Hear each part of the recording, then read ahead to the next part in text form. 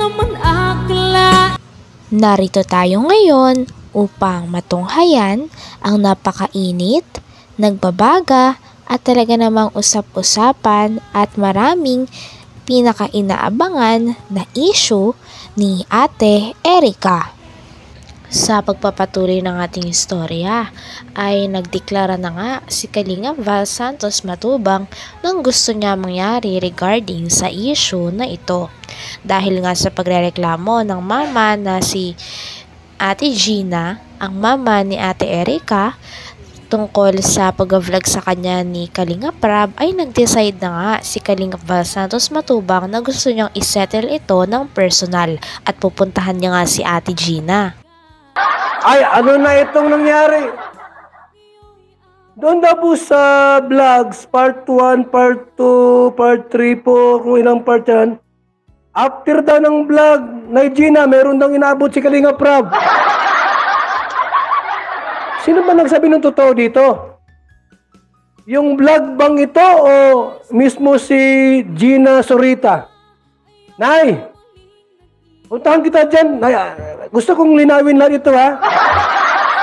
Gusto kitang kausap ng personal para linawin natin kung may sumbong ka, akong bahala sa'yo. Val Santos Matubang, kakampi mo. Sa lahat ng oras, sa lahat ng panahon. Basta, pag-uwi ko galing daet, maligo ka, ha? Magbihis, mag-usap tayo. Kasi hindi pwedeng ganito, ha? Kaya bakit sinasabi po nila na wala pong naibigay na tulong itong si Kalinga Prab dito kay na samantalang sa part 1 pa lang po ay nakapagbigay na po itong si Kalinga Prab ng 5,000 pesos. At sa part 2 abay, malaki-laki! Ibig sabihin po, sa bawat vlog ni Kalinga Prab, bayad na pala kayo. Bayad na pala kayo sa bawat vlog. Wala ka nang hanap. Tapos masabi kang hindi naising ko walang binibigay si Kalinga Prab. 5,000. Ang vlog ko po, 2,000 lang ang vlog ko. Ay, mag-usap tayo dyan. naman po ay nagbigay din po itong si Kalinga Prab ng 4,000 pesos. Ganun May 4,000 din po pa. sa part 3 at part 4 nga po. Pero yun nga po ang mga kalingap sa part 3 at saka sa part 4. Ibig sabihin po mga kaibigan, mga kalingap, kapag i-vlog ka ng isang vlogger at binayaran ka ng 5,000, 4,000, 3,000 o 1,000, bayad ka na. Huwag ka na maghanap pa ng anumang tulong. Bayad na.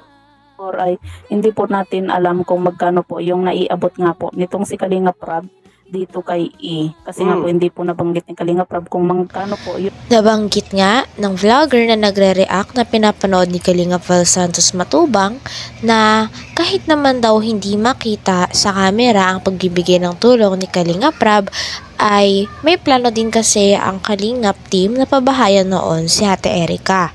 Kaya kapag nagkukulang mga binibigay ng sponsor sa pagpapabahay ay si Kalingap Prab din ang nagdadagdag para mas lalong gumanda ang bahay na ginagawa para sa mga Kalingap Angels. Kaya hindi raw pwedeng sabihin na ni Cinco ay wala talagang ginastos si Kalingap Prab kay Ate Erica dahil kitang-kita rin naman na kada video ay may inaabot si Kuya Rab Yan na pera. Pero makikita po natin sa video mga kalingap na nag-abot po ng tulong itong si Kalinga Prab dito kay E. Kaya bakit ngayon nag-iingay itong nanay ni E ngayon at sinasabi nga po sa interview nga po sa kanya ni Sir Salcedo na wala pong natatanggap ni piso dito kay Kalinga Prab. Ito po mga kalingap, mga kaibigan, lilinawin natin ito. Handa akong tumulong kay Gina Sorita. Handa po akong tumulong. Puntahan ko siya sa bahay nila para mag-usap kami, ano yung mga hinaing niya. Sabihin niya lahat sa akin po. At didipahan ko siya. Ha? Opo. Di ba? Oh. Kumaga talagang sinisiraan itong si Kalingap Rab. At sa pabahay pa lang po, di ba? Ipagpalagay na po natin mga kalingap na hindi nga po napabahayan itong si E dahil nga po sa umalis na nga po ito, di ba? Alam naman natin na kapag sa pabahay nga po ni Kalingap Rab ay talagang gumagastos din po itong si Kalingap Rab. Nandun na nagbibigay po yung mga sponsor, pero pagka kulang po yung budget ay talagang dinadagdagan po ni Kalingap Rab yung budget nga po para sa pabahay. Bawat pabahay po ni Kalingap Rab ay meron po siyang ambag. Mga Kalingap Rab, mga kaibigan, abangan nyo po yung ating part 2 nito. Hindi ko ito tatantanan hanggat hindi makuha ni Ate Gina ang katarungan, ang hustisya po. Alamin natin lahat.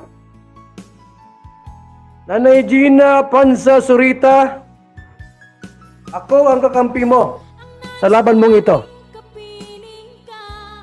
Sasamahan kita kahit saan. Kakampi mo si Val Santos Matubang.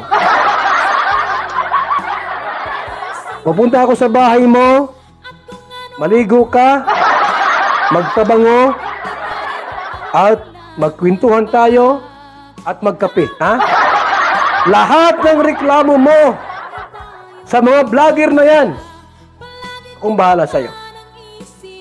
Ako ang Talagang kaabang-abang nga ang mangyayari dahil kung pupuntahan ni Kalingap Val Santos Matubang si Ate Gina na mama ni Ate Erica, ay ano kaya ang mga mangyayari? Magkaaway kaya sila o mapag-uusapan ito ng maayos? Kaya napakaraming mga netizens at mga viewers at ang gustong-gusto talaga na mangyari na ang sinasabi ni Kalingap Val na pagpunta kay Ate Gina upang malinawan na talaga ang lahat kung sino ang mali at kung sino ang sinungaling. Ako ang bahala sa'yo. Sa anak mong si Erica, kung nasaan ka man ngayon, kung may mga nang-aapi sa'yo, just text me. Handa akong tumulong. Ang numero ko, 0929-1132469. Kung wala ka ng allowance, wala kang pera, akong bahala. Marami akong pera dito, bibigyan kita. Huwag na isama yung isa mong kapatid, yung motor daw, yung sinanla ba yung... hindi ko alam kasi mayroong mga screenshots po mga kaibigan na yung daw kapatid mo, yung tricycle, na isanla daw yon. Hayaan mo na yun, basta tayo mag-usap dito. Erica, pasensya ka na doon sa vlogger. Na nang apis sa'yo. I-text mo ako, tawagan mo ako sa numero ko, 0929-1132469. Handa kitang samahan sa laban mong ito. Tutulungan kita, anak. Yung nanay mo, akong bahala dyan. At anumang laban mayroon siyang ilalaban, handa akong kampihan. Nasa likod mo lang ako. Don't forget my name, Val Santos Matubang. Handang lumaban sa mga taong inaapi katulad ninyo. Punta ako dyan sa bahay ninyo. Ate Gina, nasaan ka man ngayon? Gina Panza Zurita, pupunta ako sa iyo, ha? Maligo ka, magpabango, magbihis ng maganda at magin ako at parang naman magpa-selfie tayo, picture. Salamat po sa nagbigay ng itong tipong ngayong topic. Ako po'y naawa talaga dito po kay Gina Panza Zurita. Habag na habag ang puso ko sa mga taong inaapi. Mga vlogger kayo, manda kayo. Pa-birthday phone kayo. Walang gayanan. Pag kayo mag-vlog, bigyan nyo ng pera. Mga pasaway. Salamat po, mga kalingap, mga kaibigan. Babay muna. Hanggang dito na lamang muna ang ating napakainit, nagbabaga, pinakainaabangan at usap-usapan na latest issue ni Ate Erica. Maraming salamat sa inyong panonood. Hanggang sa muli. Bye!